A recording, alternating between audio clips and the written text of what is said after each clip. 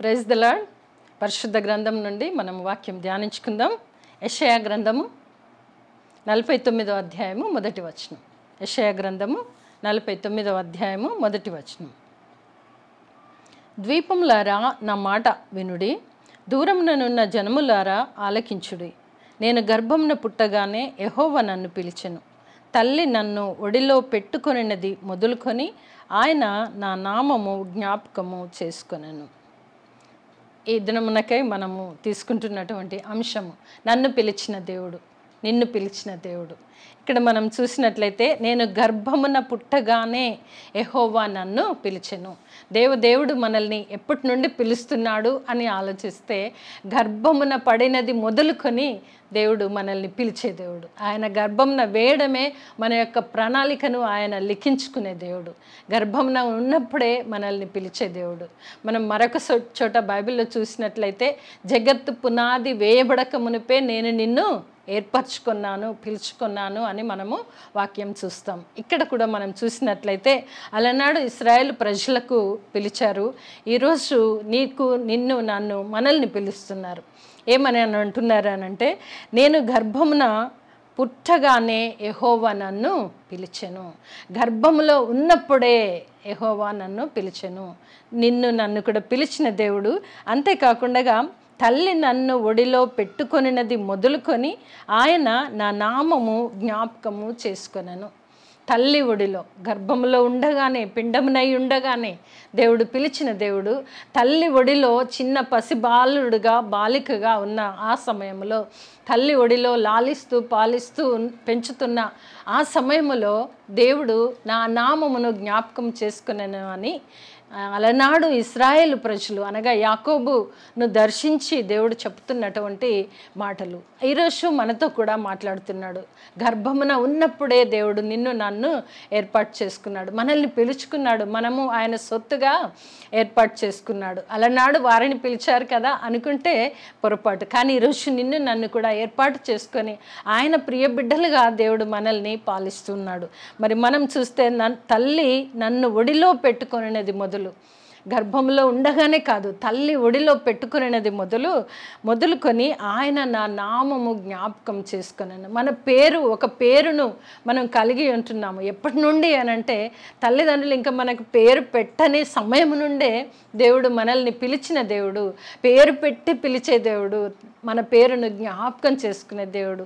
కనుక మనం ఎప్పటి నుండి దేవుడు నన్ను పిలిచాడు, దేవుడు నన్ను పిలుస్తున్నాడా, అసలు దేవుడు నన్ను చూస్తున్నాడా అని ప్రశ్నలు రావచ్చు. కానీ దేవుడు ఈరోజు నీతో మాట్లాడే మాట ఏంటంటే, గర్భంలో ఉన్నప్పుడే నిన్ను పిలిచాను, తల్లి ఒడిలో ఉన్నప్పుడే నీ పేరును నేను జ్ఞాపకం చేసుకొని ఉన్నాను, నిన్ను చూస్తున్నాను, నిన్ను భద్రపరుస్తున్నాను, నిన్ను కాస్తున్నాను అని అలనాడు ఇశ్రాయేలుకు చెప్పిన దేవుడు ఈరోజు నీతో నాతో కూడా మాట్లాడుతున్నాడు. అవును, మనం ఒంటరి కాదు, మనల్ని పిలిచిన దేవుడు, మనల్ని ఏర్పాటు చేసుకున్న దేవుడు, మనల్ని ఎన్నుకున్న దేవుడు మనతో మాట్లాడుతున్నాడు. కనుక మనం ఎప్పుడు కూడా ఒంటరి అని కాదు, కానీ మనల్ని దేవుడు ఏర్పాటు చేసుకున్నాడు. నిన్ను పిలిచిన దేవుడు, నిన్ను ఏ విషయంలో దేవుడు పిలిచాడు, ఎలాంటి పరిస్థితిలో నుండి దేవుడు పిలిచాడు, ఎంత ఉన్నతమైన స్థితికి తీసుకురావడానికి దేవుడు ఏర్పాటు చేసుకున్నాడు. ఒకసారి మన జీవితాలు, గత జీవితాలు అర్థం చేసుకున్నట్లయితే, అప్పటి స్థితిగతులను ఇప్పటి స్థితిగతులను మనం చూసినట్లయితే, ఆధ్యాత్మిక జీవితాన్ని చూసుకున్నట్లయితే నిజంగానే మనం దేవుడు పిలిచిన పిలుపుకు తగినట్టుగా ఉన్నామా లేదా అనేది కూడా మనం ఒకసారి ఆలోచించుకోవాలి. అలాగే చూస్తే యెషయా గ్రంథము 43వ అధ్యాయము మొదటి వచనం చూద్దాం. యెషయా గ్రంథము 43వ అధ్యాయము మొదటి వచనం. అయితే యాకోబు నిన్ను సృజించిన వాడగు యెహోవా, ఇశ్రాయేలు నిన్ను నిర్మించిన వాడు ఇలాగు సెలవిచ్చుచున్నాడు, నేను నిన్ను విమోచించుచున్నాను, భయపడకము, పేరు పెట్టి నిన్ను పిలిచి ఉన్నాను, నీవు నా సొత్తు. ఇక్కడ మనం చూసినట్లయితే ఇశ్రాయేలు అని మనం 49వ అధ్యాయంలో చదువుకున్నాము. మరి ఇక్కడ కూడా ఇశ్రాయేలు అనగా యాకోబు పేరు మార్చినప్పుడు ఇశ్రాయేలుగా పిలువబడినాడు. మరి ఇక్కడ చూస్తే అయితే యాకోబు అని పిలుస్తూ నిన్ను సృజించిన వాడగు యెహోవా, నీ సృష్టికర్త ఎవరు? నేను నిన్ను సృజించిన వాడను, నిన్ను పేరు పెట్టి పిలుచుకున్న వాడను, నిన్ను విమోచించువాడను, నిన్ను కాపాడువాడను నేనే అని చెప్పుచు నిన్ను సృజించిన వాడగు యెహోవా. అవును, నిన్ను నన్ను సృజించిన సృష్టికర్తనే గర్భంలో నుండగానే నిన్ను నన్ను పిలిచిన దేవుడు. అంతేకాదు తల్లి ఒడిలో ఉన్నప్పుడే దేవుని కనుదృష్టి మన పైన ఉంటుంది. దేవుడు మనల్ని చూస్తున్నాడు, కాస్తున్న దేవుడు. అందుకే నీ నామమును జ్ఞాపకం చేసుకున్నానని మనం 49వ అధ్యాయంలో చూసాం. 43లో చూస్తే నిన్ను సృజించిన వాడగు యెహోవా ఇశ్రాయేలు, నిన్ను నిర్మించినవాడు, సృజించినవాడు, నిర్మించినవాడు ఆయనే.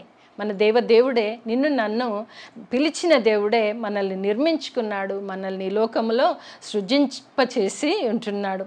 వాడు యెహోవా ఇలాగ సెలవిచ్చుచున్నాడు, నేను నిన్ను విమోచించుచున్నాను, విమోచించి ఉన్నాను. మనల్ని విమోచించినది కూడా దేవుడే. ఎక్కడి నుండి విమోచించాడు? పాప బంధకముల నుండి, అంధకారం నుండి, ఈ లోకములో ఏమి తెలియని పరిస్థితి నుండి మనల్ని విమోచించి ఆయన ప్రియ బిడ్డలుగా, ఆయన సొత్తుగా చేసుకున్నానని ఇక్కడ మనకి వాక్యము తెలియపరుస్తున్నది. ఎన్నోసార్లు మనం అనుకోవచ్చు, మనం ఇంకనూ పాత స్థితిగతిలోనే ఉన్నాము అని మనం అనుకోవచ్చు. కానీ దేవుడు అంటున్నాడు, నేను నిన్ను పిలుచుకున్నాను నా బిడ్డ, నా కుమారుడా, నేను నిన్ను పిలుచుకున్నాను, నిన్ను విమోచించి ఉన్నాను అని చెప్పడం మనము చూస్తుంటున్నాం. కనుక మన విమోచకుడు కూడా ఆయనే, మన సృష్టికర్త ఆయనే. మనల్ని పిలిచిన దేవుడే మన సృష్టికర్త. అంతేకాదు పిలిచిన దేవుడు మనల్ని విమోచించాడు, విడుదలనిచ్చాడు. పాప బంధకముల నుండి విడుదల, అంధకారము నుండి విడుదల మనకు దేవుడు ఇచ్చి మనల్ని ఏర్పాటు చేసుకుంటున్నాడు. అందుకే ఏమంటున్నాడంటే, భయపడకుము, నీవు భయపడకుము. ఈ లోకములో నీవు జీవిస్తున్నప్పుడు నీ సృష్టికర్తను స్మరణకు తెచ్చుకొనుము. నీ దేవుడు నిన్ను పేరు పెట్టి పిలిచినాడని జ్ఞాపకమునకు తెచ్చుకొనుము. నిన్ను విమోచించి ఉన్నాడని జ్ఞాపకమునకు తెచ్చుకొనుము. కనుక నీవు భయపడకము, పేరు పెట్టి నిన్ను పిలిచి ఉన్నాను. ఏం పెట్టి పిలిచాడటండి? మనకు కొన్నిసార్లు అందరి పేర్లు అయితే మనకు తెలియదు. ఇక్కడ రా, నిన్నే అబ్బాయి, అది ఇదని మనం పిలుస్తుంటాం. దేవుడు ఏమని పిలుస్తాడంట? మనల్ని చక్కగా పేరు పెట్టి నిన్ను పిలిచి ఉన్నాను. అంతేకాకుండా నీవు నా సొత్తు. మనం ఎవరి సొత్తు? దేవుని సొత్తు. మనం గ్రహిస్తామా? మనం అందరి లోకానుసారమైనటువంటి బంధువర్గాన్ని వీరు నా వాళ్ళు, నా సొత్తు, నా సొంతము, మా స్వంత వాళ్ళు అని చెప్పుకుంటాం. కానీ దేవుడు ఏమంటున్నాడంటే, ఇదంతయు కూడా ఆయన సృష్టికర్త, ఆయన మనల్ని విమోచించి ఉన్నాడు. భయపడకము అని అభయహస్తం ఇస్తూ చెప్తున్న మాట ఏంటంటే, నేను నిన్ను పేరు పెట్టి పిలిచి ఉన్నాను, నీవు నా సొత్తు అంటున్నారు. ఎప్పుడైతే దేవుడు మనల్ని ఏర్పాటు చేసుకున్నాడో మనం కూడా ఆ సృష్టికర్తను ఏర్పాటు చేసుకోవాలి. ఆయన యందు విశ్వాసం కలిగి ఉండాలి, ఆయనతో మమేకమై తిరుగుతూ ఉండాలి. నన్ను విమోచించిన నా దేవుడు, నా సృష్టికర్త అయిన దేవుడు, భయపడకము అని చెప్పడం మనం చూస్తుంటున్నాం. ఎందుకంటే మనల్ని పిలిచిన దేవుడే ఏమంటున్నాడంటే, నీవు నా సొత్తు, నేను నిన్ను పేరు పెట్టి పిలిచాను, నీవు భయపడకము. ఎలా ఉండాలి? నీ సృష్టికర్త మీద ఆనుకొని ఆయనతో కలిసి నేను జీవించుటకు నీవు భయపడకము అని చెప్పడం కూడా మనము చూస్తుంటున్నాం. కనుక వాక్యం వింటున్న మనమందరం కూడా అనేక సార్లు మనము ఒంటరి జీవితము, నేను ఒంటరి దానను, లేదా నేను ఒంటరి వాడను, నా పరిస్థితులు ఏంటి, నా సమస్యలు ఏంటి అని మనం అనుకోవచ్చు. కానీ మనల్ని పిలిచిన దేవుడు విడువని ఎడబాయిన దేవుడు. అందుకే భయపడకము.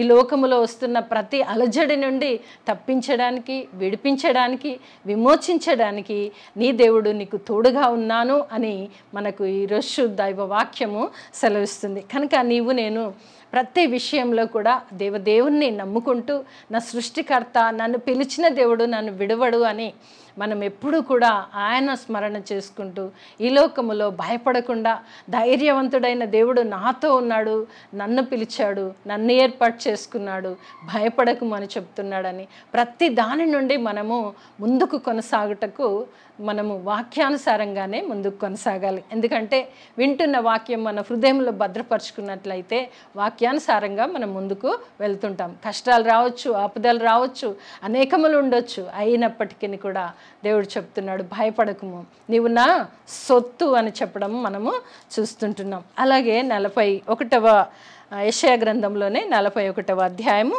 1వ వచనం చూద్దాం. ద్వీపములారా నా ఎదుట మౌనముగా నుండుడి, జనములారా నూతన బలము పొందుడి, వారు నా సన్నిధికి వచ్చి మాటలాడవలెను.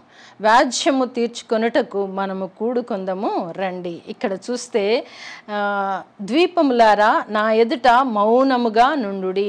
దేవుని పరిశుద్ధ వాక్కు వినడానికి మనము మౌనముగా ఉండి వాక్కు విని హృదయంలో భద్రపరుచుకొని అన్వయించుకొని ముందుకు కొనసాగాలి. అందుకే జనములారా నూతన బలము పొందుడి. ఎప్పుడు నూతన బలము పొందుతాం? మనం చూసినట్లయితే అనారోగ్య పరిస్థితిలో ఉంటే బలం కోసము అనేక విధములైనటువంటి మంచి ప్రోటీన్స్ ఉన్న ఫుడ్ తీసుకుంటాం. అలాగే ఆధ్యాత్మిక స్థితిలో బలహీనులముగా ఉన్నప్పుడు నూతన బలం ఎప్పుడు పొందుకుంటామంటే దేవుడి దగ్గరికి వెళ్ళినప్పుడు, ఆయనతో సహవాసం చేసినప్పుడు, ఆయన వాక్కును మనము భుజించినప్పుడు లేదా వాక్కును విని ధ్యానించుకున్నప్పుడు నూతన బలము పొందుకుంటాం. అందుకే నా యొద్దకు రండి, మీరు నా వాక్కు వినటానికి మౌనంగా ఉండుడి, అప్పుడు మీరు నూతన బలము పొందుడి, వారు నా సన్నిధికి వచ్చి మాట్లాడవలెను. దేవుని సన్నిధిలో దేవునితో ముఖాముఖిగా మాట్లాడుకోవచ్చు.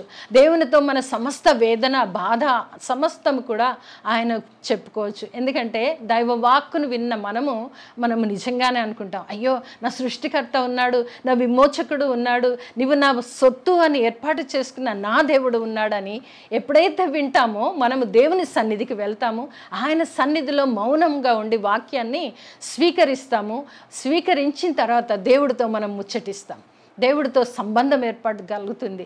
అప్పుడు మనము దేవుని దగ్గర సమస్తమును కూడా ఆయన పాదాల చెంత వేస్తాము. అందుగురించే వాక్యం ఏమని చెప్తుందంటే నా సన్నిధికి వచ్చి మాట్లాడవలెను అనగా దేవుని దగ్గరికి వెళ్ళడం, దేవునితో ముచ్చటించడం, దేవునితో సంభాషణ, దేవునితో సహవాసము మనం చేసుకోవాలి. కనుక మీరు నా సన్నిధికి అనగా మందిరంకు పరిగెత్తుకొని వెళ్ళాలి, సండేనే ఉంటుంది కదా అని కాదు. మనం ఎక్కడుంటే ఎక్కడ దేవుణ్ణి పిలిస్తే అక్కడ పలికే దేవుడు. ఎందుకంటే ఆయన మనల్ని పిలుచుకున్నాడు కనుక పిల్లలు కూడా చిన్నపిల్లలు పరిగెత్తుతూ కింద పడి అమ్మా అని ఏడుస్తారు. ఏడవగానే మమ్మీ ఎక్కడున్నా కూడా మమ్మీకి తెలుస్తుంది. ఎందుకంటే పిల్లోడికి ఏమో అయింది, వాడు ఏడుస్తున్నట్టున్నాడు అని గబగబా బయటకు వెళ్ళి చూస్తారు. అలా దేవుడు కూడా మనల్ని అంతకంటే ఎక్కువగా కనిపెట్టుకొని ఉండే దేవుడు కనుక నిన్ను పిలిచాను అన్నాడు. నిన్ను పిలిచిన దేవుడు ఆయన విడువని ఎడబాయని దేవుడుగా మనకున్నాడు. కనుక దేవుని యొక్క స్వరము వినాలి, మౌనంగా ఉండి ఆయన స్వరము వింటూ ఆయనతో మాట్లాడాలని మనకు దైవ వాక్యం ఇక్కడ హెచ్చరించడం మనం చూస్తుంటున్నాం. అలాగే చూద్దాం 45వ అధ్యాయం, యెషయా గ్రంథంలోనే 45వ అధ్యాయము 3వ వచనం చదువుకుందాం. పేరు పెట్టి నిన్ను పిలిచిన ఇశ్రాయేలు దేవుడైన యెహోవాను నేనే. పేరు పెట్టి నిన్ను నన్ను మనలందరిని పిలిచిన ఇశ్రాయేలు దేవుడనైనా యెహోవాను నేనే. ఎన్ని రీతులుగా మనకు చెబుతూ నిన్ను పిలిచిన దేవుడని నేనే, నీ సృష్టికర్తను నేనే, నిన్ను విమోచించువాడను నేనే, అంతేకాకుండా భయపడకుము ఎందుకంటే నీవు నా సొత్తు అని మనం చదువుకున్నాం. ఇక్కడ మనం చూసినట్లయితే పేరు పెట్టి నిన్ను పిలిచిన ఇశ్రాయేలు దేవుడనైనా యెహోవాను నేనే. ఇవన్నీ చేసేది నేనే, నిన్ను పిలిచే దేవుడిని నేనే, నీ సృష్టికర్తను నేనే, తల్లి గర్భములో ఉన్నప్పుడు చూసింది నేనే, ఒడిలో ఉన్నప్పుడు నిన్ను జ్ఞాపకం చేసుకున్నది కూడా నేనే అని చెప్పుచు ఇక్కడ యెహోవానగు నేనే అని మరలా మనకి నొక్కి చెప్పడము ఇక్కడ చూస్తుంటున్నాం. అంతేకాకుండా నీవు తెలుసుకొనున్నట్లు అంధకార స్థలములలో నుంచబడిన నిధులను రహస్యమైన స్థలములలోని మరుగైన ధనమును నీకు ఇచ్చేదను. ధనం అనగానే ఆస్తి సంపద అవే కాదండి, మన అవసరతలు తీర్చేగల దేవుడు మనకున్నాడు. మన ప్రతి అవసరత కూడా దేవుడు తీర్చడానికి సిద్ధంగా ఉన్నాడు. పిల్లల అవసరతలు అవసరమున్నది ఏదో తల్లిదండ్రులు తీరుస్తారు. అలాగే నా సృష్టికర్త, నిన్ను నన్ను పిలిచిన దేవుడు, నిన్ను నన్ను విమోచించిన దేవుడు, మన విమోచకుడు, ఆ దేవుడు భయపడకుము, రహస్యమైన ధననిధిలో నుండి నీకు నేను ఇస్తాను. ధనము అనగానే సంపద అని మాత్రం అనుకోకండి. అన్ని రకములుగా దేంట్లో మనము బలహీనులుగా ఉన్నామో అది ఇచ్చి తృప్తిపరచడానికి దేవుడు అంటున్నాడు, నేను పేరు పెట్టి పిలిచినది యెహోవానగు నేనే అని మనకి ఈరోజు వాక్యం చేత హెచ్చరించబడుతున్నాం. అలాగే చూద్దాం, కొరింథీయులకు రాసిన మొదటి పత్రిక 1వ అధ్యాయము 9వ వచనం చదువుకుందాము. కొరింథీయులకు రాసిన మొదటి పత్రిక 1వ అధ్యాయము 9వ వచనం. మన ప్రభు అయిన యేసుక్రీస్తు అను తన కుమారుని సహవాసమునకు మిమ్మును పిలిచిన దేవుడు నమ్మదగినవాడు. మనల్ని పిలిచిన దేవుడు ఎవరు అనంటే నమ్మదగిన దేవుడు. ఎక్కడికి తన సహవాసంలోనికి, తనతో సంభాషించటానికి, తన సొత్తుగా తన పేరు పెట్టి పిలిచిన తన ప్రియమైన పిల్లలుగా ఉండడానికి పిలిచిన దేవుడు నమ్మదగిన దేవుడు. నీవు నేను ఏ దేవుడినైతే నమ్ముకుంటున్నామో మనము నమ్మడం కాదు, ఆ దేవుడు నీకు నాకు నమ్మదగిన దేవుడుగా ఉన్నాడు. ఎందుకంటే నిన్ను నన్ను పిలిచిన దేవుడు, నిన్ను నన్ను చూచిన దేవుడు, గర్భములో ఉండగా చూసిన దేవుడు, తల్లి ఒడిలో ఉన్నప్పుడు లాలించిన దేవుడు, నువ్వు భయపడకు అని మనకి హెచ్చరించిన దేవుడు. అంతేకాదు అంధకార స్థలములలో నిన్ను విమోచించాను, అంధకార స్థలములో ఉన్నప్పుడు నిన్ను విమోచించాను కనుక నీవు భయపడకము, రహస్యమైన దానిలో నుండి నీకు ఇస్తానంటున్నారు.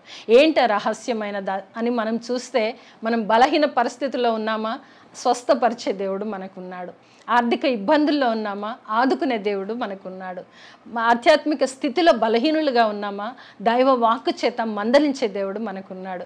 ఆయనే నిన్ను నన్ను పేరు పెట్టి పిలిచిన దేవుడు. కనుక మనం ఎప్పుడైనా కూడా మన దేవుడు నన్ను పిలిచిన దేవుడు, నన్ను ఏర్పాటు చేసుకున్న దేవుడు, సమస్త ఈవుల చేత, మేలుల చేత, ఆశీర్వాదముల చేత, స్వస్థతల చేత ఆశీర్వదించగల దేవుడు నాకున్నాడని, ఆ దేవుడిని నమ్మదగిన దేవుడు అని మనము చదువుకోవడమే కాదు, అన్వయించుకొని మన జీవితాలలో ఆ దేవదేవుని నుండి మేలులు పొందుకొని పిలిచిన దేవునికి తగినట్టుగా ఈ భూలోకంలో నడుచుకుందుముగాక.